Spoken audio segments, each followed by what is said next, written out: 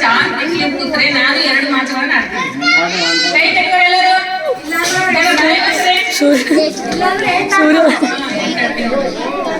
ಇದು ನನಗೆ ಬಹಳ ಖುಷಿ ಆಗ್ತಾ ಇದೆ. ಯಾಕಂದ್ರ ಮುದ್ದಾದ ಮಕ್ಕಳು ಶಿಕ್ಷಕರ ದಿನಾಚರಣೆ